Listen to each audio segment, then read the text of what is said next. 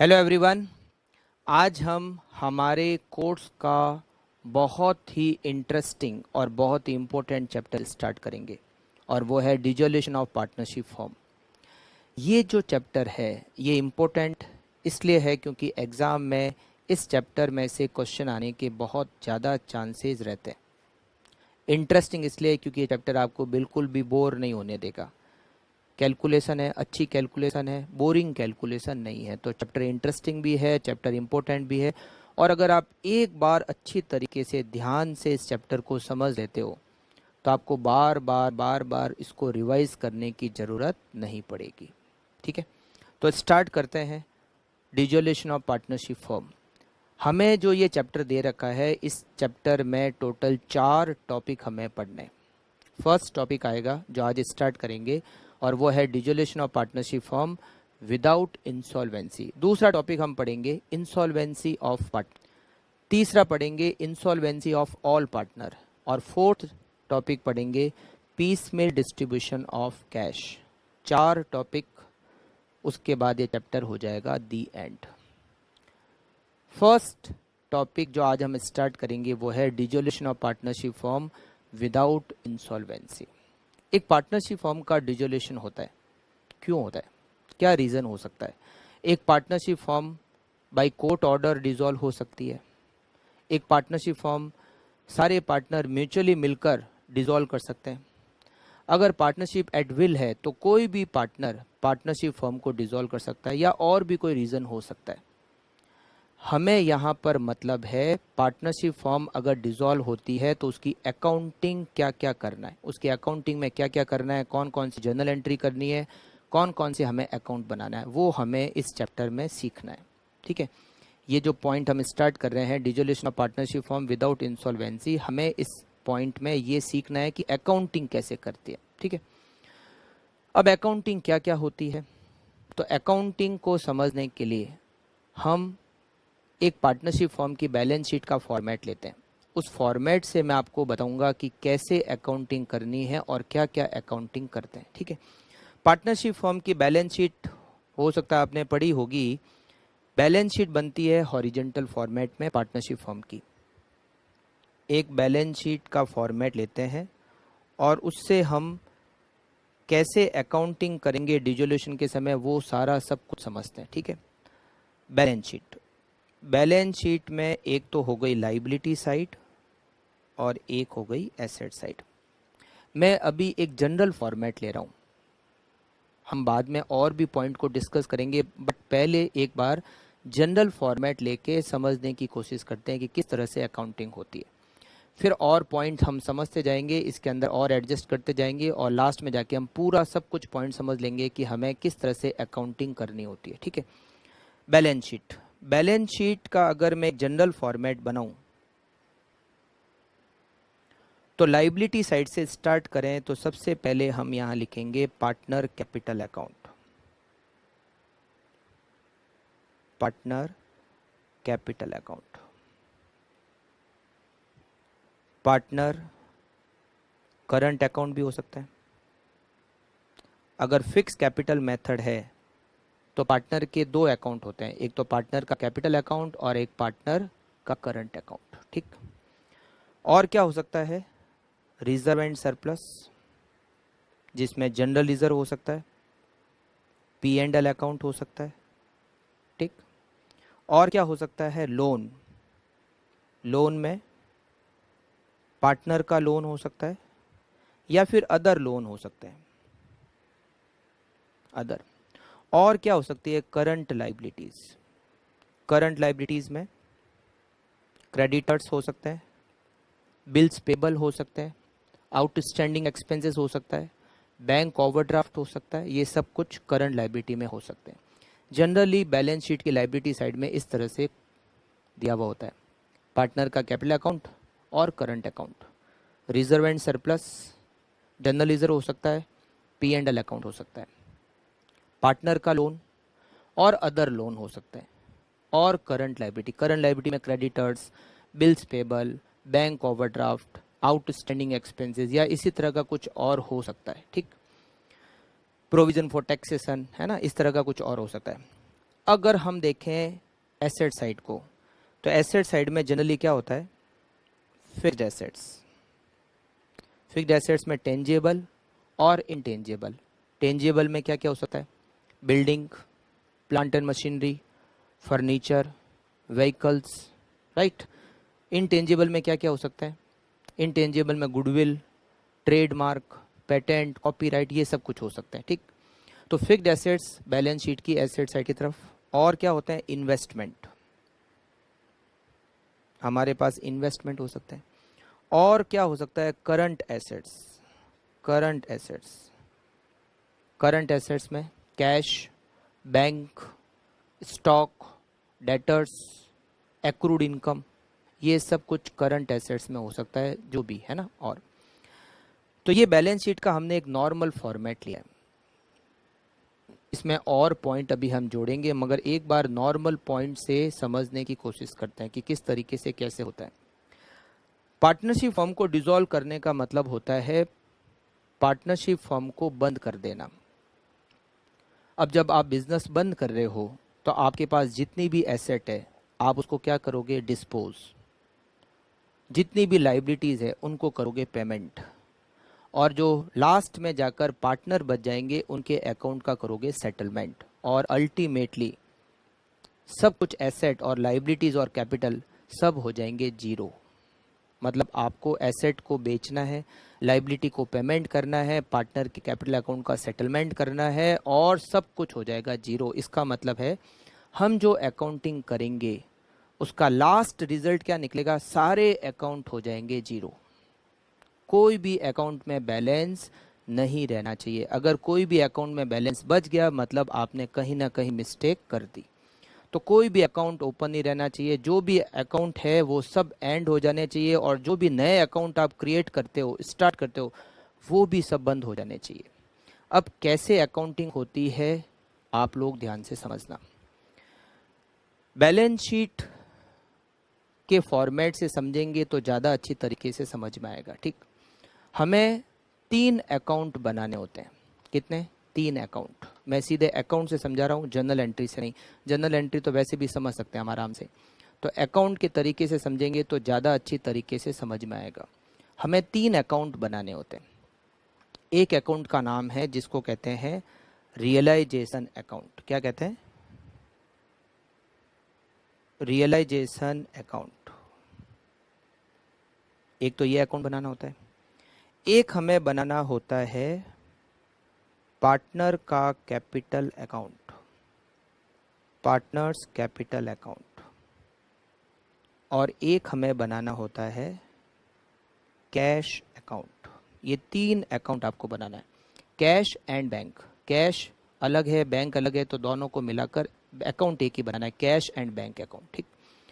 तो हमें यहाँ पर 3 अकाउंट बनाने हैं, realisation account, partner capital account और कैश अकाउंट। अब एक एक अकाउंट को ध्यान से समझना, और कैसे एंट्री ट्रांसफर करते हैं, कैसे एडजस्टमेंट करते हैं, कैसे सेटलमेंट करते हैं, एक एक पॉइंट को आप ध्यान से सुनना, ठीक। हम अभी बैलेंस शीट का नॉर्मल फॉर्मेट ले रहे हैं, फिर इसमें और भी पॉइंट हम बाद में समझेंगे, मगर एक बार नॉर्मल फॉर्मेट से इसको समझते हैं।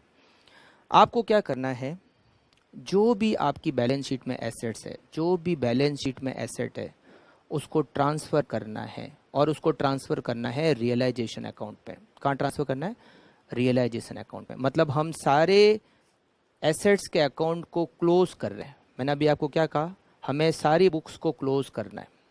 तो जो भी एसेट्स है जो बैलेंस शीट में है आपको उसको ट्रांसफ़र करना है रियलाइजेशन अकाउंट में, मगर एक एसेट्स को छोड़कर, कैश को, कैश एंड बैंक दोनों। तो कैश एंड बैंक बैलेंस को छोड़कर आपकी एसेट साइड में जो जो भी एसेट है, ध्यान रखना, जो जो भी एसेट्स है, फिक्स्ड एसेट्स, इन्वेस्टमेंट और करंट एसेट्स, जो जो भी एसेट्स है उन सबको आपको रियलाइजेशन में ट्रांसफ़र करना है, और ट्रांसफ़र करना है उस वैल्यू पर जो वैल्यू बैलेंस शीट में दे रखी है। जैसे मान लो बैलेंस शीट में बिल्डिंग दे रखी है 5 लाख रुपीज़, तो उस 5 लाख रुपए को ही ट्रांसफ़र करना है। मतलब जितनी वैल्यू बैलेंस शीट में दे रखी है उतनी वैल्यू को ही ट्रांसफ़र करना है रियलाइजेशन अकाउंट में। तो ये जितनी भी फिक्स्ड एसेट्स है तो रियलाइजेशन अकाउंट में आएगा 2 फिक्स्ड एसेट्स। और किस वैल्यू पर? बैलेंस शीट वैल्यू पर।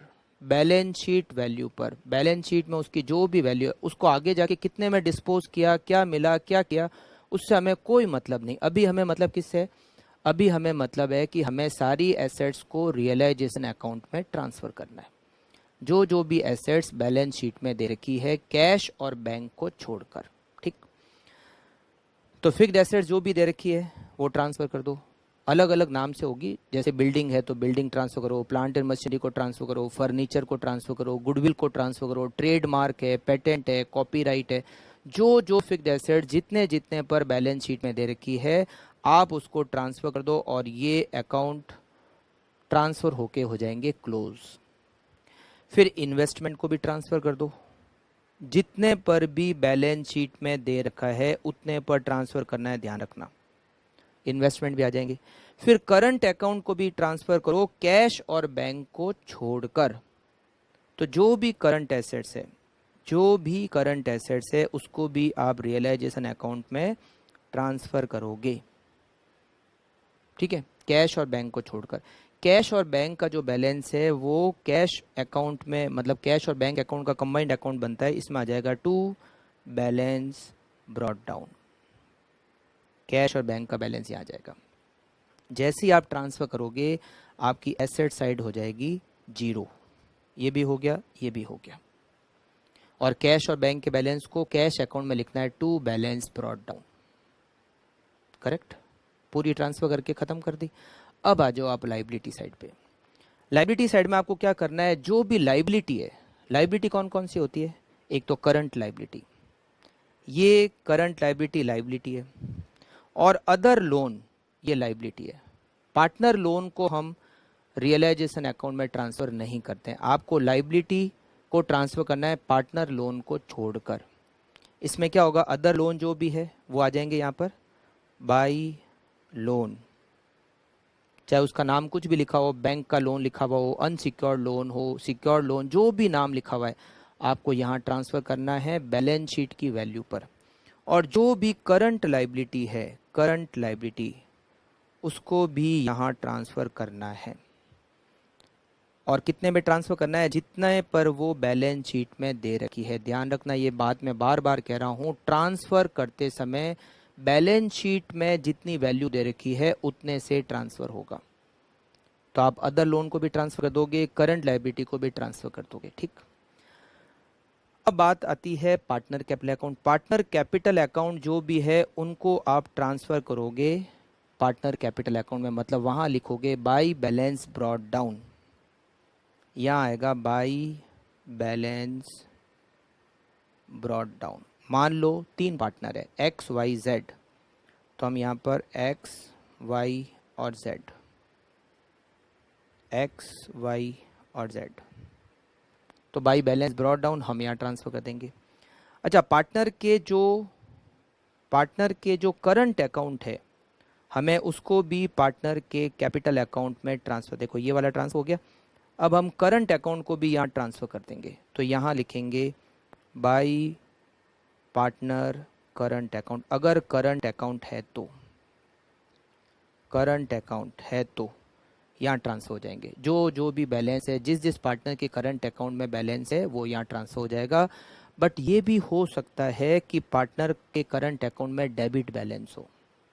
वो डेबिट बैलेंस अगर होगा तो किधर आएगा? वो आएगा एसेट साइड की तरफ। तो इसका मतलब है कि पार्टनर का करंट अकाउंट एसेट साइड की तरफ भी हो सकता है। Partner current account asset side की तरफ हो सकता है, मतलब वो नेगेटिव बैलेंस है, मतलब वो डेबिट बैलेंस है। तो आपको क्या करना है, नेगेटिव बैलेंस को भी यहाँ इस तरफ ट्रांसफर करना है, डेबिट साइड की तरफ। क्या लिखोगे? To partner current account,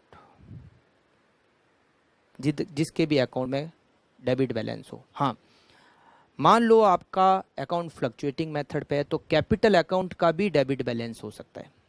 capital account का भी क्या हो सकता है? डेबिट बैलेंस हो सकता है अगर फ्लक्चुएटिंग मेथड है तो तो हो सकता है कि पार्टनर का कैपिटल अकाउंट इस साइड में भी दे रखा हो, पार्टनर कैपिटल अकाउंट इस साइड में भी दे रखा हो सकता है। हम ज़्यादा से ज़्यादा चीज़ों को डिस्कस कर रहे हैं, ठीक है। तो आपको क्या करना है, इसको भी ट्रांसफ़र करना है और वो यहाँ पर ट्रांसफ़र करना है कैपिटल अकाउंट के डेबिट साइड में। तो इधर आ जाएगा टू बैलेंस ब्रॉट डाउन। जिस अकाउंट में डेबिट बैलेंस है, जिस पार्टनर के कैपिटल अकाउंट का डेबिट बैलेंस है, वो एसेट साइड में दे रखा होगा और उसको टू बैलेंस ब्रॉट डाउन करके लिखना है। जिस पार्टनर के करंट अकाउंट का डेबिट बैलेंस है, उसको यहाँ लिखना है डेबिट साइड में टू पार्टनर करंट अकाउंट। मतलब कैपिटल अकाउंट लाइबिलिटी साइड में भी हो सकता है, एसेट साइड में भी हो सकता है। करंट अकाउंट डेबिट साइड में भी, एसेट साइड में भी हो सकता है, लाइबिलिटी साइड में भी हो सकता है। तो जो लाइबिलिटी साइड में है उसको तो क्रेडिट की तरफ ट्रांसफ़र करना है, और जो एसेट साइड की तरफ है उसको डेबिट में ट्रांसफ़र करना है। बस इतना सा ध्यान रखना। कैपिटल अकाउंट को बाई बैलेंस ब्रॉट डाउन या टू बैलेंस ब्रॉट डाउन करके लिखना है। करंट अकाउंट को बाई पार्टनर करंट अकाउंट या टू पार्टनर करंट अकाउंट करके लिखना है, ठीक है। ये तो हो गया कैपिटल अकाउंट। अच्छा, अब बात आती है अगले पॉइंट की, और वो है reserve and surplus. Reserve and surplus का नाम दे रखा हो सकता है जनरल रिजर्व। क्या नाम दे सकता है? जनरल रिजर्व दे सकता है, या P&L अकाउंट लिखा हुआ हो सकता है। तो ये एक्यूमुलेटेड रिजर्व एंड सरप्लस सारे पार्टनर में डिस्ट्रीब्यूट हो जाएंगे, और वो डिस्ट्रीब्यूट होंगे प्रॉफिट शेयरिंग रेशियो में। किस रेशियो में? प्रॉफिट शेयरिंग रेशियो में डिस्ट्रीब्यूट होंगे, करेक्ट। तो यहाँ पर हमें क्या लिखना है? पार्टनर कैपिटल अकाउंट में लिखना है बाई रिजर्व एंड सरप्लस। अलग अलग नाम से आएगा। मान लो रिजर्व अलग दे रखा है, P&L अकाउंट अलग दे रखा है, तो आपको रिजर्व को अलग बांटना है, P&L अकाउंट को अलग बांटना है। मगर बांटेंगे किस रेशियो में? प्रॉफिट शेयरिंग रेशियो में, बाय रिजर्व एंड सरप्लस। इसको आप बांट दोगे पार्टनर में प्रॉफिट शेयरिंग रेशियो में। अब यहाँ पर एक चीज़ और हो सकती है, P&L अकाउंट में डेबिट बैलेंस भी हो सकता है। अगर डेबिट बैलेंस होगा तो वो आएगा एसेट साइड की तरफ। यहाँ लिखा हुआ होगा profit and loss account, profit and loss account. तो हमें इसको सारे पार्टनर में डिस्ट्रीब्यूट करना है प्रॉफिट शेयरिंग रेशियो में, और वो इधर आएगा to P&L account. Reserve negative नहीं होता, P&L नेगेटिव हो सकता है। नेगेटिव होने का मतलब वो एसेट साइड में लिखा हुआ होगा P&L account accumulated losses.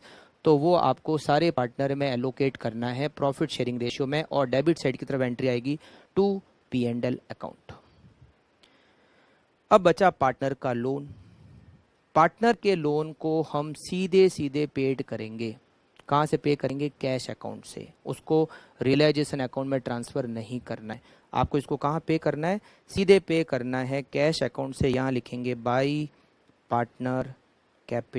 Partner loan account. जिस पार्टनर से, जरूरी नहीं है कि एक ही पार्टनर ने लोन दिया, हो सकता है दो पार्टनर ने लोन दिया हुआ है, 3 पार्टनर ने, तो जिस पार्टनर ने भी लोन दिया हुआ उसको सीधे सीधे पेड कर दो कैश अकाउंट से। उसको रियलाइजेशन में ट्रांसफ़र नहीं करना है, करेक्ट। तो ये तो हो गई ट्रांसफ़र की entry. Partner capital account, partner current account, reserve and surplus, partner का लोन, अदर लोन और करंट लायबिलिटी। ये लायबिलिटी साइड। और एसेट साइड में fixed assets, investment, current assets, partner current account, partner capital account और P&L account. हमें इनको transfer करना है, कुछ को रियलाइजेशन में, कुछ को पार्टनर कैपिटल अकाउंट में, और कुछ को कैश और बैंक अकाउंट में, करेक्ट। अब चलते हैं आगे। अब इसमें और बैलेंस शीट में क्या क्या दिया हुआ हो सकता है? मैं अभी तक हम रियलाइजेशन अकाउंट पे नहीं जा रहे हैं, अभी तक हम पार्टनर कैपिटल अकाउंट या कैश अकाउंट पे नहीं जा रहे हैं, अभी तक हम बैलेंस शीट पे ही बात कर रहे हैं। अब बैलेंस शीट में और क्या दिया हुआ हो सकता है? बैलेंस शीट में जैसे करंट एसेट्स है, करंट एसेट्स में डेटर्स, स्टॉक अलग अलग हो सकते हैं। अब मान लो अपन बात करते हैं डेटर्स की। आपको पता होगा प्रोविजन फॉर बैड डेट्स। तो बहुत बार बैलेंस शीट में डेटर्स कैसे दे रखे होते हैं? बैलेंस शीट में डेटर्स इस तरीके से दे रखे होते हैं। यहाँ दे रखे होते हैं डेटर्स, इनर कॉलम में अमाउंट होता है, उसमें से लेस करते हैं provision for bad debts, provision for bad debts, और फिर आउटर कॉलम में नेट अमाउंट आता है। मान लो इनर कॉलम में डेटर्स दे रखे हैं 60,000 के, उस पर प्रोविजन दे रखा है 5,000 का, प्रोविज़न दे रखा है 5,000 का, और आउटर कॉलम में डेटर आ गए 55,000 के, करेक्ट। तो जब आप ट्रांसफ़र करोगे तो डेटर्स को ट्रांसफ़र करोगे 60,000 पे, ध्यान रखना, नेट अमाउंट से ट्रांसफ़र नहीं करना है। किस पे ट्रांसफ़र करना है? 60,000 का, क्योंकि प्रोविज़न फॉर बैड डेट्स का अकाउंट भी तो ओपन हो रखा है। आप इसको अलग से ट्रांसफ़र करोगे रियलाइजेशन अकाउंट में, प्रोविज़न फॉर बैड डेट्स को। अगर आपने उस अकाउंट को ट्रांसफ़र नहीं किया तो वो अकाउंट ओपन रह जाएगा, अकाउंट क्लोज नहीं होगा। तो आपको क्या करना है? डेटर को अलग ट्रांसफ़र करना है और प्रोविज़न फॉर बैड डेट्स को अलग ट्रांसफ़र करना है। मतलब डेटर को जब आप ट्रांसफ़र करोगे तो रियलाइजेशन अकाउंट में लिखोगे टू डेटर्स, कितने अमाउंट से? 60,000। और प्रोविज़न फॉर बैड डेट्स को भी ट्रांसफ़र करोगे रियलाइजेशन अकाउंट में, मगर क्रेडिट साइड में, by provision for bad debts 5,000। Provision for bad debts is not liability, but account close करना है। आप फिर समझना, हमें अकाउंट क्लोज करना है, तो अकाउंट क्लोज करने के लिए हमने उसको रियलाइजेशन अकाउंट में ट्रांसफ़र किया। तो अगर debtors less provision for bad debts किया हुआ है तो आपको डेटर को अलग ट्रांसफ़र करना है रियलाइजेशन में, प्रोविजन फॉर बैड डेट्स को अलग ट्रांसफ़र करना है रियलाइजेशन में। डेटर्स आएगा टू साइड में, टू डेटर्स, और प्रोविजन आएगा क्रेडिट साइड में, by provision for bad debts. ठीक है। अच्छा, इसी तरीके का प्रोविजन क्रेडिटर में भी हो सकता है। क्रेडिटर में भी बहुत बार प्रोविजन बनाया जाता है डिस्काउंट का। वैसे जनरली कुछ ज़्यादातर क्वेश्चन में तो ऐसा नहीं आता, बट हो सकता है ऐसा पॉइंट दे रखा हो क्वेश्चन में, तो वहाँ पर भी ऐसे ही करना है। क्रेडिटर को जैसे मान लो यहाँ दे रखा है क्रेडिटर्स, इनर कॉलम में दे रखा है सपोज 1 लाख, और यहाँ दे रखा है less provision for discount, provision for discount वो दे रखा है 2,000, और आउटर कॉलम में दे रखा है नेट 98,000। तो जब आप क्रेडिटर ट्रांसफर करोगे तो 1 लाख रुपीज़ से ट्रांसफर करोगे बाई क्रेडिटर, और ये जो प्रोविजन बना हुआ है डिस्काउंट का वो डेबिट साइड में लिखोगे to provision for discount on creditor 2,000। Correct. तो आप ध्यान रखना, कभी भी डेटर को नेट अमाउंट से और क्रेडिटर को नेट अमाउंट से ट्रांसफर मत करना। अगर प्रोविजन बना हुआ है तो आप ग्रॉस वैल्यू से ट्रांसफर करोगे, प्रोविजन को रिवर्स साइड में ट्रांसफर करोगे। करेक्ट। तो पहला एडजस्टमेंट। तो और क्या पॉइंट हो सकता है? कुछ एसेट्स ऐसी होती है उनके भी रिजर्व बने हुए होते हैं। For example JLP, joint life policy, आप लोगों ने पढ़ा होगा। तो जॉइंट लाइफ पॉलिसी का भी बहुत बार रिजर्व बना हुआ होता है। एक और रिजर्व बना हो सकता है इन्वेस्टमेंट पर। इन्वेस्टमेंट उसका बना हुआ होता है एक रिजर्व, इन्वेस्टमेंट फ्लक्चुएशन रिजर्व। एक होता है स्टॉक, स्टॉक पे भी एक बहुत बार रिजर्व बना होता है, उसको कहते हैं स्टॉक रिजर्व। ये जो 3 एसेट है इनके भी बहुत बार रिजर्व बने हुए होते हैं। इन्वेस्टमेंट पर रिजर्व बना होता है इन्वेस्टमेंट फ्लक्चुएशन रिजर्व। JLP पे रिजर्व बना हुआ हो सकता है, वो है JLP रिजर्व। और स्टॉक पे भी रिजर्व बना हुआ हो सकता है, उसका नाम होता है स्टॉक रिजर्व। और ये जो रिजर्व होते हैं ये आते हैं लाइबिलिटी साइड में दिए हुए। मतलब जैसे मैं आपको बताऊं, फॉर एग्जांपल आपको यहाँ पर दे रखा है इन्वेस्टमेंट, इट इज़ 50,000, और इधर दे रखा है इन्वेस्टमेंट फ्लक्चुएशन रिजर्व। मतलब हमने इन्वेस्टमेंट की प्राइस में फ्लक्चुएशन होता है उसके लिए रिजर्व बना रखा है, और मान लो ये दे रखा है 10,000। तो जब आप बैलेंस शीट में जो इन्वेस्टमेंट दे रखा है, जब आप उसको रियलाइजेशन में ट्रांसफर करोगे तो इस रिजर्व को भी आपको रियलाइजेशन अकाउंट में ट्रांसफर करना है। मतलब आप रियलाइजेशन अकाउंट में लिखोगे टू इन्वेस्टमेंट 50,000, और इसके क्रेडिट साइड में लिखोगे बाई इन्वेस्टमेंट फ्लक्चुएशन रिजर्व 10,000। ठीक है, समझ गए आप? इन्वेस्टमेंट 50,000 रुपये, उसको दिखाओगे डेबिट साइड में, टू इन्वेस्टमेंट रियलाइजेशन अकाउंट की बात कर रहा हूँ। और ये investment fluctuation reserve, it is not reserve and surplus, ये इस एसेट के ऊपर रिजर्व बना हुआ है, तो इसको रियलाइजेशन में ही ट्रांसफर करना है। तो रियलाइजेशन अकाउंट के क्रेडिट साइड में लिखोगे by investment fluctuation reserve. Correct. अच्छा, ये भी ऐसे भी हो सकता है कि बैलेंस शीट में कुछ इस तरीके से दिया हो, ये जो इन्वेस्टमेंट है ये 50,000 इनर कॉलम में दिए हुए हो,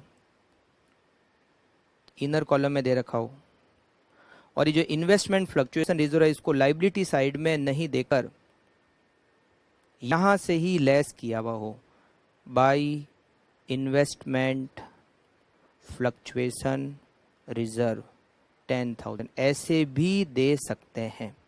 और आउटर कॉलम में नेट आ गया 40,000।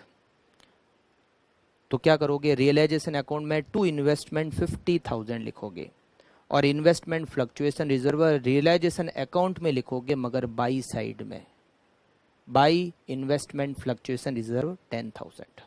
ठीक है। इसी तरह से जेएलपी पे भी रिजर्व बना हुआ हो सकता है, जॉइंट लाइफ पॉलिसी, और उस पर रिजर्व बना हुआ हो सकता है जॉइंट लाइफ पॉलिसी रिजर्व। तो आपको क्या करना है, जेएलपी को रियलाइजेशन में ट्रांसफर करना है और जेएलपी रिजर्व को रियलाइजेशन में ट्रांसफर करना है क्रेडिट साइड की तरफ। जेएलपी होगा डेबिट साइड की तरफ, टू जेएलपी, रियलाइजेशन अकाउंट में लिखोगे टू जेएलपी, और जेएलपी रिजर्व को क्रेडिट साइड में लिखोगे रियलाइजेशन अकाउंट में बाई जेएलपी रिजर्व। करेक्ट। वो रियल रिजर्व एंड सरप्लस नहीं है, ऐसे नहीं कि आप उसको सीधा पार्टनर कैपिटल अकाउंट में प्रॉफिट शेयरिंग रेशियो में बांट दो, ध्यान रखना। इसी तरह से स्टॉक पे भी रिजर्व बना हुआ हो सकता है। ठीक, स्टॉक और स्टॉक रिजर्व, तो स्टॉक को रियलाइजेशन अकाउंट के डेबिट साइड में और स्टॉक रिजर्व को रियलाइजेशन अकाउंट के क्रेडिट साइड में ट्रांसफर करोगे। जनरली इन तीन एसेट पे रिजर्व बन सकता है। ठीक है। तो investment fluctuation reserve, JLP reserve और स्टॉक रिजर्व, इनको आप ट्रांसफर करोगे रियलाइजेशन अकाउंट में। करेक्ट। चलिए, एक पॉइंट और जो आ सकता है और वो है workman compensation fund. Liability side में बहुत बार दिया होता है workman compensation fund, workman compensation fund. Workman compensation fund क्या है, क्या ये लाइबिलिटी है, क्या ये रिजर्व एंड सरप्लस है, क्या है? तो मैं आपको बताता हूँ। मान लो वर्कमैन कॉम्पनसेशन फंड दे रखा है 10,000। वर्कमैन कॉम्पनसेशन फंड बना रखा होता है कि मान लो कभी किसी वर्कर को कॉम्पनसेशन पेड करना पड़ा तो हमने उसका एक रिजर्व बना दिया 10,000 का। अब तो बिजनेस क्लोज हो रहा है। अब एडिशनल इंफॉर्मेशन में क्या दे रखा है हमें उसको देखना पड़ेगा। अगर एडिशनल इंफॉर्मेशन में कुछ नहीं दिया हुआ, इसका मतलब है कि ये 10,000 पूरा का पूरा रिजर्व एंड सरप्लस है, सीधा इसको पार्टनर कैपिटल अकाउंट में ट्रांसफर करके खत्म करो। पार्टनर कैपिटल अकाउंट में आएगा बाय वर्कमैन कॉम्पनसेशन फंड और तीनों जो भी पार्टनर है उनके अंदर प्रॉफिट शेयरिंग रेशियो में बांट दो। करेक्ट। बट मान लो एडिशनल इंफॉर्मेशन में दे रखा है कि वर्कमैन कॉम्पनसेशन फंड में, मतलब वर्कमैन कॉम्पनसेशन फंड की लाइबिलिटी हम एक्सपेक्ट कर रहे हैं 2,000 होगी। हमने फंड बना रखा है 2,000 का, 10,000 का, और हमें लगता है कि वर्कमैन कॉम्पनसेशन की लाइबिलिटी, एस्टिमेटेड लाइबिलिटी इज 2,000। तो हमें क्या करना है, 2,000 को रियलाइजेशन अकाउंट में ट्रांसफर करना है बाई साइड में, बाई वर्कमैन कॉम्पनसेशन फंड 2,000, और फिर हम उसका पेमेंट करेंगे रियलाइजेशन अकाउंट में। और बाकी का जो 8,000 है वो पार्टनर कैपिटल अकाउंट में हम पार्टनर में डिस्ट्रीब्यूट कर देंगे। पार्टनर कैपिटल अकाउंट में लिखेंगे बाई वर्कमैन कॉम्पनसेशन फंड, और जो 8,000 है वो तीनों पार्टनर में प्रॉफिट शेयरिंग रेशियो में बांट देंगे। मतलब जो भी नंबर ऑफ पार्टनर है उनमें प्रॉफिट शेयरिंग रेशियो में बांट देंगे। तो वर्कमैन कॉम्पनसेशन फंड में कितनी लाइबिलिटी हो सकती है उतना अमाउंट रियलाइजेशन अकाउंट में ट्रांसफर करना है, और बाकी का अमाउंट जो है वो पार्टनर कैपिटल अकाउंट में डिस्ट्रीब्यूट कर देंगे रिजर्व एंड सरप्लस की तरह। अगर कुछ भी एस्टिमेटेड लाइबिलिटी नहीं दे रखी है तो आप मान लो पूरा का पूरा रिजर्व एंड सरप्लस है। जैसे रिजर्व एंड सरप्लस को पार्टनर में डिस्ट्रीब्यूट कर दो, वैसे के वैसे उस अमाउंट को भी आप पार्टनर में डिस्ट्रीब्यूट कर दो। करेक्ट। तो ये तो बैलेंस शीट में जो जो आ सकता है हमने उन सब को डिस्कस किया। ठीक। और फिर कुछ क्वेश्चन करेंगे तो ज़्यादा अच्छी तरीके से आप ट्रांसफर करना सीख पाओगे। ठीक। अब बात आती है रियलाइजेशन अकाउंट की। अब रियलाइजेशन अकाउंट में हमें क्या करना है, अब हम क्या करेंगे, हमें तो बिजनेस को क्लोज करना है, तो हम जो भी एसेट्स है उसको डिस्पोज कर देंगे। अब ये एसेट का सेटलमेंट क्या होता है, एसेट्स का हम क्या क्या कर सकते हैं, अब उसे हमें समझना पड़ेगा। एसेट्स को हम सेल कर सकते हैं, बेच सकते हैं।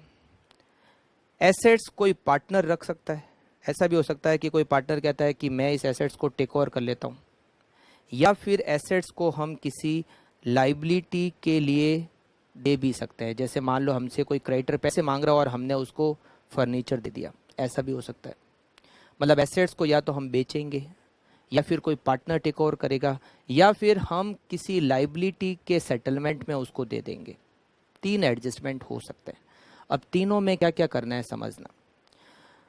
अगर एसेट को सेल कर दिया जाता है, तो हम यहाँ लिखेंगे रियलाइजेशन अकाउंट में बाई कैश।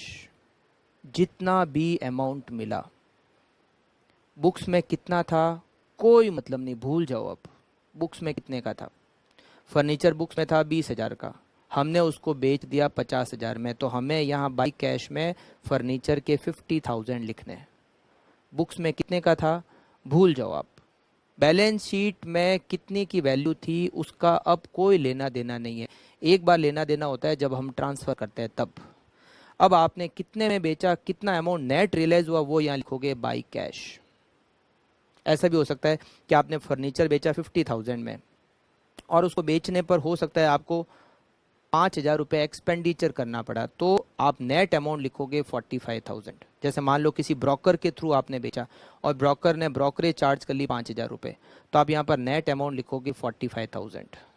मतलब आप नेट अमाउंट कितना रिसीव हुआ वो आप लिखोगे यहाँ पर बाई कैश, अगर आपने एसेट को बेचा है तो जो जो एसेट्स आपने जितने बार बेची है वो यहाँ आ जाएगा बाई कैश। डिटेल हम बना लेंगे इनर कॉलम में, मैं आपको बताता हूँ कैसे। हम यहाँ इनर कॉलम में डिटेल बनाएंगे, जैसे बाई कैश में फर्नीचर से कितना मिला, लैंड एंड बिल्डिंग को अगर बेचा है तो कितने रुपए मिले, प्लांट एंड मशीनरी को अगर सेल किया तो कितने मिले। मतलब जो जो एसेट से जितने जितने रुपए मिले नेट डिटेल होके फिर आउटर कॉलम में लिखेंगे कितना अमाउंट हमें टोटल रिसीव हो रखा है। ठीक है, इसी तरह से लाइबिलिटी का पेमेंट करेंगे तो यहाँ पर आएगा टू कैश। अब लाइबिलिटी को एडजस्टमेंट, लाइबिलिटी के लिए भी 3 एडजस्टमेंट हो सकते हैं। क्या क्या हो सकता है, या तो हम लाइबिलिटी को पेमेंट करेंगे, दूसरा या लाइबिलिटी को कोई पार्टनर टेक ओवर करेगा, और या फिर लाइबिलिटी के बदले में हम अपनी कोई एसेट्स दे देंगे।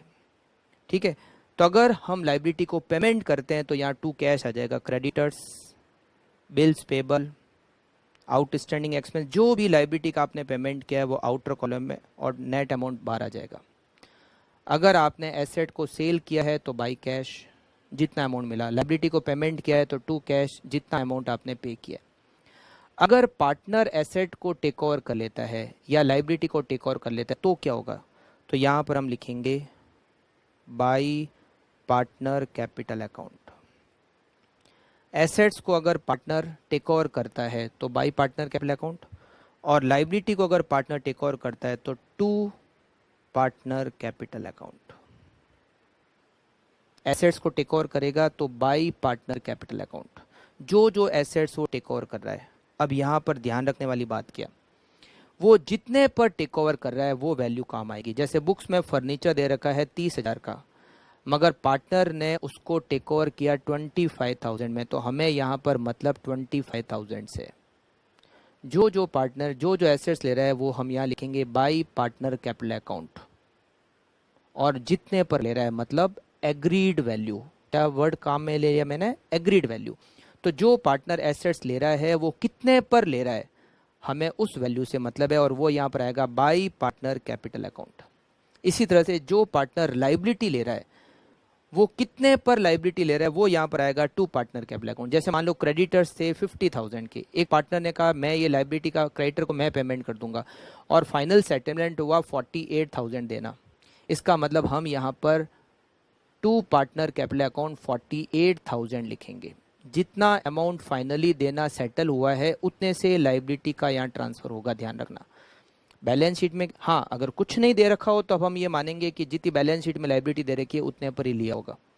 अगर टेक ओवर की वैल्यू नहीं दे रखी है तो बैलेंस शीट की वैल्यू काम आएगी, बट अगर टेक ओवर की वैल्यू दे रखी है तो जो वैल्यू दे रखी है उसी वैल्यू पर टेक ओवर होगा, ध्यान रखना। करेक्ट। अब तीसरा आता है एसेट्स को बेचना, लाइबिलिटी को पेमेंट करना, वो मैंने बता दिया बाई कैश या टू कैश। पार्टनर अगर एसेट्स को टेक ओवर करता है, लाइबिलिटी को टेक ओवर करता है तो बाई पार्टनर कैपिटल अकाउंट या टू पार्टनर कैपिटल अकाउंट।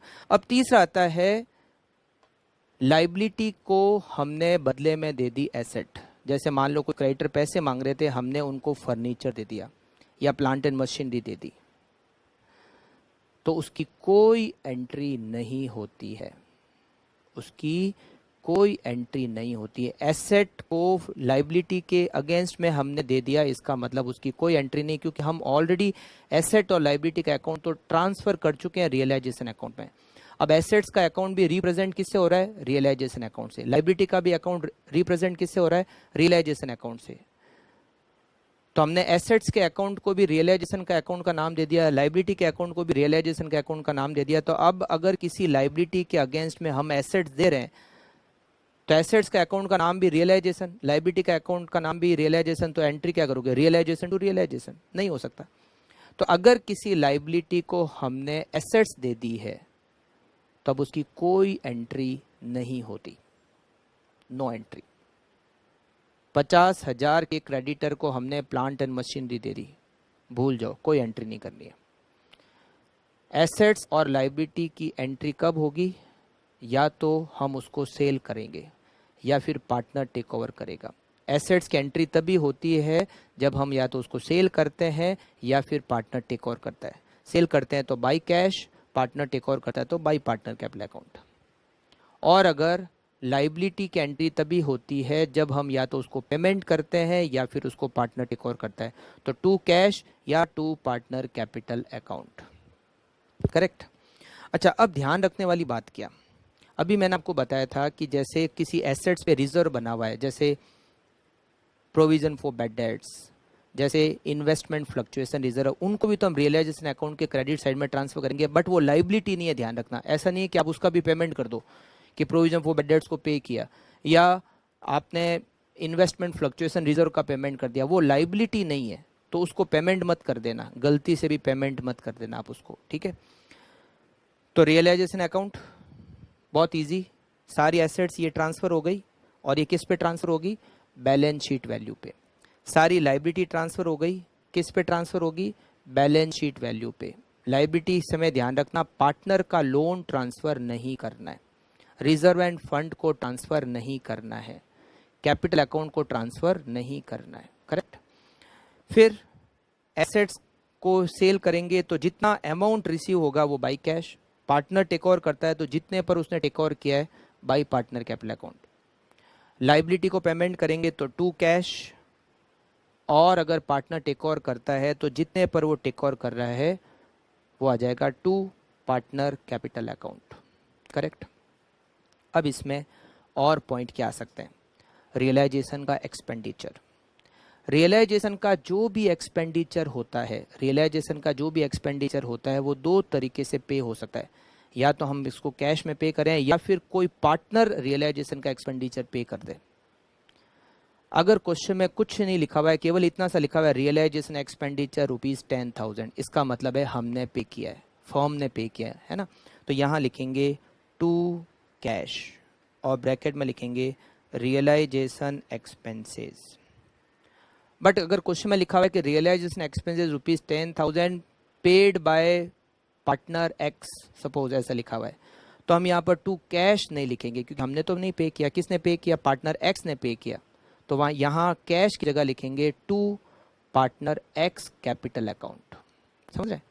अगर कोई पार्टनर रियलाइजेशन का एक्सपेंडिचर पे करता है तो हमें यहाँ टू कैश नहीं लिखना है, फिर हम यहाँ लिखेंगे to partner capital account. Correct. कुछ नहीं लिखा हुआ है तो हमने ही पे किया है, मतलब हम कैश में पे कर रहे हैं। करेक्ट। अच्छा, अब क्या और पॉइंट आ सकते हैं? अब एक और पॉइंट आ सकता है जो जनरली एग्जाम में आता भी है, और वो है अनरिकॉर्डेड एसेट और अनरिकॉर्डेड लायबिलिटी। अनरिकॉर्डेड एसेट्स क्या और अनरिकॉर्डेड लायबिलिटी क्या? पहले हम बात करते हैं अनरिकॉर्डेड एसेट्स की। अनरिकॉर्डेड एसेट्स का मतलब है वो एसेट्स जो बैलेंस शीट में नहीं है बट हमारे पास है। अनरिकॉर्डेड एसेट्स का मतलब होता है वो एसेट्स जो बैलेंस शीट में तो नहीं शो है बट हमारे पास है। फॉर एग्जांपल, हमारे पास फर्नीचर है, हमने उसको परचेज किया था, फिर हमने उसको डेप्रिसिएशन लगाते लगाते लगाते लगाते आज उसकी बुक्स में वैल्यू 0 हो गई, बट फिर भी वो फर्नीचर तो हमारे पास पड़ा ही है। ऐसी अनरिकॉर्डेड एसेट्स बैलेंस शीट में नहीं है।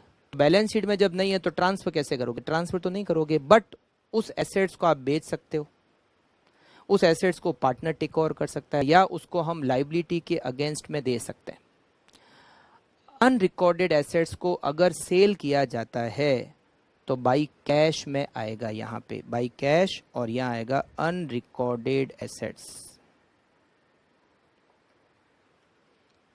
चाहे रिकॉर्डेड एसेट्स हो चाहे अनरिकॉर्डेड एसेट्स हो, अगर कैश रिसीव होता है तो बाई कैश में आएगा ही। हाँ, ट्रांसफ़र की एंट्री केवल रिकॉर्डेड एसेट्स की आती है, मतलब हम जब बैलेंस शीट से ट्रांसफ़र करते हैं रियलाइजेशन अकाउंट में, तो ट्रांसफ़र की एंट्री केवल उसी एसेट की आएगी जो बैलेंस शीट में है। अनरिकॉर्डेड एसेट्स बैलेंस शीट में नहीं है तो इसलिए ट्रांसफ़र तो हो नहीं सकती, बट उसको बेचने से जो पैसा मिलता है वो बाई कैश में आएगा। अगर अनरिकॉर्डेड एसेट्स कोई पार्टनर टेक ओवर करता है तो हम यहाँ लिखेंगे बाई पार्टनर कैपिटल अकाउंट, उसने जितने पर टेक ओवर किया है, जितने पर टेक ओवर किया है। और अगर अनरिकॉर्डेड एसेट्स को किसी लाइबिलिटी के लिए हम दे देते हैं तो उसकी कोई एंट्री नहीं होती, मतलब डिस्पोज का एडजस्टमेंट वैसे ही होता है जैसे रिकॉर्डेड एसेट्स का होता है। अनरिकॉर्डेड एसेट्स में बस एक एंट्री नहीं आती, ट्रांसफर वाली एंट्री, क्योंकि जब वो बैलेंस शीट में नहीं है तो ट्रांसफर कैसे करेंगे। सेम इसी तरीके से अनरिकॉर्डेड लाइबिलिटी, ऐसी लाइबिलिटी जो बुक्स में नहीं है बट लाइबिलिटी तो है, हो सकता है कोई मिस्टेक रह गई हो, कुछ भी हो सकता है, तो लाइबिलिटी है बट बुक्स में रिकॉर्ड होना रह गया। किसी से एम्प्लॉय की सैलरी आउटस्टैंडिंग थी, हम बुक्स में रिकॉर्ड करना भूल गए बट सैलरी तो आउटस्टैंडिंग थी। किसी क्रेडिटर को हम रिकॉर्ड करना, उसे गुड्स रिसीव हो गया मगर हमने उसकी एंट्री करना भूल गए, मगर वो क्रेडिटर तो है। तो ऐसा कोई अनरिकॉर्डेड लाइबिलिटी हमारी बुक्स में रह गया है, मतलब रिकॉर्ड होने से रह गया है बट वो लाइबिलिटी तो है, तो ट्रांसफर वाली एंट्री नहीं होगी बट उसके सेटलमेंट की एंट्री तो होगी। अगर हमने उसको पे किया है तो टू कैश में आएगा, अगर पार्टनर ने टेक ओवर किया तो टू पार्टनर कैपिटल अकाउंट में आएगा, और अगर हमने अनरिकॉर्डेड लाइबिलिटी को कोई एसेट्स दे दी है तो फिर उसकी कोई एंट्री नहीं होगी। सेम एडजस्टमेंट जो लाइबिलिटी बुक्स में रिकॉर्ड होती है उसका जैसे सेटलमेंट करते हैं वैसे ही अनरिकॉर्डेड लाइबिलिटी का भी सेटलमेंट करना है। बस केवल एक ही डिफरेंस है, ट्रांसफर की एंट्री उसकी नहीं होती, क्योंकि जब वो बैलेंस शीट में नहीं है तो ट्रांसफर कैसे करोगे। पेमेंट अगर उसको किया तो टू कैश, अगर उसको पार्टनर टेक ओवर कर रहा है तो टू पार्टनर कैपिटल अकाउंट, अगर उसको हमने बदले में कोई एसेट दे दी है तो उसकी कोई एंट्री नहीं होती। करेक्ट। तो ये बन गया रियलाइजेशन अकाउंट। ठीक है। एक और पॉइंट इसमें जो हम डिस्कस करते हैं और वो है, बहुत बार ऐसा होता है कि किसी पर्टिकुलर पार्टनर को रियलाइजेशन की रेस्पॉन्सिबिलिटी दे दी जाती है। जैसे मान लो 3 पार्टनर है एक्स वाई जेड, एक्स को फर्म के डिसोल्यूशन की रेस्पॉन्सिबिलिटी दे दी और उसको बदले में ये कहा गया कि हम तुझे इस काम को करने के बदले में कमीशन देंगे, हम तुझे इस काम को करने के बदले में कमीशन देंगे। तो उस कमीशन का क्या एडजस्टमेंट होगा, वो कमीशन कहाँ आएगा, वो कहाँ पर आएगा, रियलाइजेशन अकाउंट में आएगा। उस कमीशन का वैसे ही पेमेंट करना है जैसे आप रियलाइजेशन के एक्सपेंडिचर का पेमेंट करते हो। जैसे मान लो उसका टोटल कमीशन बना 10,000 रुपीज़, तो आप यहाँ पर लिखोगे to cash commission to partner. आप उसका नाम कमीशन दिया हुआ हो सकता है या फिर उसका रेम्यूनरेशन भी नाम दिया हुआ हो सकता है कि अगर पार्टनर सारी फॉर्मेलिटी पूरी करता है, सारा डिसोल्यूशन कंप्लीट करता है, तो हम उसको टोटल 5,000 रुपये रेम्यूनरेशन के पे करेंगे। या फिर ऐसा दिया हुआ हो सकता है कि हम उसको 2% ऑफ एसेट्स रियलाइज इतना पे करेंगे, या जो भी कैलकुलेशन जैसे भी एग्जाम क्वेश्चन के अंदर दे रखी होगी, तो हम उसको जितना भी कमीशन या रेम्यूनरेशन पे करते हैं वो रियलाइजेशन अकाउंट में आएगा। ठीक है। अगर कोई पार्टनर रियलाइजेशन करने की पूरी जिम्मेदारी लेता है तो बहुत बार उसको कमीशन या रेम्यूनरेशन पे किया जाता है, तो जो भी कमीशन या रेम्यूनरेशन उसको हम देंगे वो रियलाइजेशन अकाउंट के डेबिट साइड में आएगा। उसी तरीके से आएगा जैसे रियलाइजेशन एक्सपेंडिचर की एंट्री करते हैं। टू कैश कमीशन नाम हो सकता है, रेम्यूनरेशन नाम हो सकता है। ठीक है। अब ये सब कुछ करने के बाद हम कैलकुलेट करेंगे रियलाइजेशन का प्रॉफिट या रियलाइजेशन का लॉस। अगर क्रेडिट साइड ज़्यादा है और डेबिट साइड कम है तो इधर डिफरेंस आएगा, इसका मतलब इधर डिफरेंस आने का मतलब है इट इज़ रियलाइजेशन प्रॉफिट, और उसको हम कहाँ ट्रांसफ़र करेंगे, पार्टनर के कैपिटल अकाउंट में ट्रांसफ़र करेंगे। और वो जो प्रॉफिट होगा वो प्रॉफिट शेयरिंग रेशियो में तीनों पार्टनर, जो भी नंबर ऑफ पार्टनर्स है उन सब के अंदर डिस्ट्रीब्यूट हो जाएगा। तो यहाँ लिखेंगे टू पार्टनर कैपिटल अकाउंट। अगर डेबिट साइड ज़्यादा है, क्रेडिट साइड कम है, तो इधर डिफरेंस आएगा, मतलब ये हो गया रियलाइजेशन लॉस। उसको भी हम क्या करेंगे, पार्टनर कैपिटल अकाउंट में ट्रांसफ़र करेंगे। और किस रेशियो में, प्रॉफिट शेयरिंग रेशियो में ट्रांसफ़र करेंगे। इधर आता है तो प्रॉफिट, इधर आता है तो लॉस। रियलाइजेशन अकाउंट ही सबसे इंपॉर्टेंट अकाउंट है, ध्यान रखना, ठीक है। अगर एक दो पॉइंट और अगर कुछ होंगे तो क्वेश्चन जब करेंगे तो उसके अंदर हम सॉल्व कर लेंगे, ठीक है। अच्छा, अब बात आती है पार्टनर्स कैपिटल अकाउंट की। ये जो आपने रियलाइजेशन का प्रॉफिट या लॉस निकाला, वो यहाँ या तो इधर आ जाएगा बाय रियलाइजेशन, या फिर इधर आ जाएगा टू रियलाइजेशन। अगर किसी पार्टनर ने एसेट्स को टेक ओवर किया है तो यहाँ आ जाएगा टू रियलाइजेशन। जो भी एसेट्स को टेक ओवर किया है, ये एंट्री यहाँ से ट्रांसफर होकर आएगी। ये जो पार्टनर एसेट्स को टेक ओवर कर लेता है तो हम रियलाइजेशन में लिखते हैं बाई पार्टनर कैपिटल अकाउंट। तो रियलाइजेशन पार्टनर कैपिटल अकाउंट में क्या आएगा, टू रियलाइजेशन। इसी तरह से अगर कोई पार्टनर लाइबिलिटी को टेक ओवर करता है तो हम रियलाइजेशन अकाउंट में लिखते हैं टू पार्टनर कैपिटल अकाउंट। तो यहाँ पर आ जाएगा बाई रियलाइजेशन। अब इसके बाद हम करेंगे पार्टनर के अकाउंट का सेटलमेंट। सेटलमेंट का मतलब क्या, सेटलमेंट का मतलब है कि जो भी बैलेंस बचा हुआ होगा वो पार्टनर को दे दिया जाएगा। हो सकता है किसी पार्टनर के अकाउंट में डेबिट बैलेंस आ जाए तो वो कैश लेकर आएगा, मतलब या तो कैश लेकर आएगा या फिर वो कैश लेकर जाएगा और अकाउंट को कर देंगे हम क्लोज। मतलब या तो आएगा बाई कैश बैलेंसिंग फिगर, ये तो कैश लाने की एंट्री, और या फिर टू कैश, या उसको कैश हम देंगे उसकी एंट्री।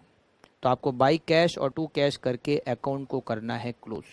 या तो वो पैसे लेकर आएगा या फिर वो पैसे लेकर जाएगा और अकाउंट का हो जाएगा सेटलमेंट, करेक्ट। तो रियलाइजेशन अकाउंट का जो प्रॉफिट लॉस था वो हमने पार्टनर कैपिटल अकाउंट में ट्रांसफर कर दिया, इसे रियलाइजेशन अकाउंट तो हो गया क्लोज। पार्टनर कैपिटल अकाउंट को हम सारी एंट्री करने के बाद में जिधर भी बैलेंस बचेगा वो या तो बाई कैश या टू कैश करके इसको भी कर देंगे क्लोज। अब सबसे लास्ट में बनाएंगे कैश अकाउंट। कैश अकाउंट में ओपनिंग बैलेंस, अब इसमें एंट्री आएगी टू रियलाइजेशन, हमने एसेट्स को बेचने से जितना भी पैसा मिला। बाई रियलाइजेशन हमने लाइबिलिटी को पेमेंट किया उसका। बाई रियलाइजेशन हमने रियलाइजेशन का जो एक्सपेंडिचर पे किया। बाई पार्टनर कैपिटल अकाउंट हमने पार्टनर को जो फाइनल सेटलमेंट किया, या फिर टू पार्टनर कैपिटल अकाउंट या फाइनल सेटलमेंट में पार्टनर जो भी पैसे लेकर आया। और लास्ट में जाके इस अकाउंट में कोई बैलेंस नहीं रहना चाहिए। अगर लास्ट में जाके कैश अकाउंट, कैश और बैंक का कंबाइंड अकाउंट बनता है, ध्यान रखना, अगर इस अकाउंट में बैलेंस बच गया तो हम बर्बाद हो चुके हैं। मतलब हमने कहीं ना कहीं मिस्टेक कर दी, या तो कैलकुलेशन मिस्टेक या फिर कोई एंट्री ट्रांसफ़र नहीं की या कुछ ऐसा हो गया, उस कारण से ही बैलेंस नहीं मिल रहा है। कैश अकाउंट में लास्ट में जाके कोई भी बैलेंस नहीं रहना चाहिए, टू साइड में या बाई साइड में, किधर भी नहीं। अगर ये डेबिट साइड और क्रेडिट साइड मिल जाती है बराबर, मतलब बैलेंस जीरो हो जाता है, इसका मतलब है आपने इस क्वेश्चन को प्राइमा फेसिया एकदम ठीक किया है, करेक्ट। तो हमें क्या करना है, पहले तो बैलेंस शीट लेनी है। क्वेश्चन में बैलेंस शीट आपको जनरली दे रखी होगी। आपको बैलेंस शीट से एक एक चीज़ों को, एसेट को, लाइबिलिटी को, कैपिटल को, करंट अकाउंट को, लोन को चुन चुन के ट्रांसफ़र करना है। एक बार फटाफट से शॉर्ट में ट्रांसफ़र कहाँ कैसे करना है एक बार शॉर्ट में बता देते हैं, और फिर नेक्स्ट क्लास से हम इसके क्वेश्चन स्टार्ट करेंगे, ठीक है। सबसे पहले बैलेंस शीट की एसेट साइड की तरफ आते हैं। फिक्स्ड एसेट्स जो भी है रियलाइजेशन अकाउंट में ट्रांसफर होगी to fixed assets. Balance sheet जब भी ट्रांसफर करोगे तो बैलेंस शीट में जो वैल्यू, क्योंकि हम ट्रांसफर कर रहे हैं, ट्रांसफर करने का मतलब है जो बैलेंस शीट में दे रखा है उतने पर ही ट्रांसफर करना है, ध्यान रखना। Fixed assets to investment to current assets, cash और बैंक को छोड़ के, कैश और बैंक को कैश और बैंक अकाउंट में लिखना है to balance brought down. Partners current account को पार्टनर कैपिटल अकाउंट में ट्रांसफर करना है। कैपिटल अकाउंट ये उसका ओपनिंग बैलेंस हो जाएगा, अगर डेबिट में दिया हुआ है तो टू बैलेंस ब्रॉट डाउन आ जाएगा। P&L अकाउंट अगर दे रखा है तो इसको आपको पार्टनर में डिस्ट्रीब्यूट करना है प्रॉफिट शेयरिंग रेशियो में। पार्टनर्स कैपिटल अकाउंट में चला जाएगा, करंट अकाउंट कैपिटल अकाउंट में चला जाएगा, रिजर्व एंड सरप्लस पार्टनर के कैपिटल अकाउंट में ट्रांसफर होगा, प्रॉफिट शेयरिंग रेशियो में डिस्ट्रीब्यूट होगा। पार्टनर का लोन सीधा कैश अकाउंट में पेमेंट होगा by partner loan account. Other loan realisation account में ट्रांसफर होगा बाई साइड में, करंट लायबिलिटी रियलाइजेशन अकाउंट में ट्रांसफर होगी बाई साइड में, और workman compensation fund reserve and surplus मान लिया जाएगा अगर उसकी कोई लायबिलिटी एस्टिमेटेड लायबिलिटी नहीं दे रखी हो तो। बट अगर एस्टिमेटेड लायबिलिटी दे रखी है तो जितनी एस्टिमेटेड लायबिलिटी दे रखी है उतना रियलाइजेशन में ट्रांसफर हो जाएगा और बाकी का पार्टनर कैपिटल अकाउंट में डिस्ट्रीब्यूट हो जाएगा बाई साइड में, by workman compensation fund profit sharing ratio में डिस्ट्रीब्यूट होगा। फिर रियलाइजेशन अकाउंट, अब आपको एसेट्स को डिस्पोज करना है तो जो जो एसेट्स को बेचने से आपको पैसा मिला वो बाई कैश आ जाएगा, जिस एसेट्स को पार्टनर ने टेक ओवर कर लिया वो बाई पार्टनर कैपिटल अकाउंट आ जाएगा, और जिस एसेट्स को हमने लायबिलिटी के लिए सेटलमेंट में दे दी है उसकी कोई एंट्री नहीं होगी। इसी तरह से लायबिलिटी को पे करने की एंट्री करोगे तो टू कैश, लायबिलिटी को कोई पार्टनर टेक ओवर कर लेता है तो टू पार्टनर कैपिटल अकाउंट, और लायबिलिटी के बदले में हमने कोई एसेट्स दे दिए तो उसकी कोई एंट्री नहीं होती। रियलाइजेशन का जो भी एक्सपेंडिचर पे करोगे तो आ जाएगा टू कैश। अगर रियलाइजेशन का एक्सपेंडिचर पार्टनर ने पे किया है तो टू पार्टनर कैपिटल अकाउंट।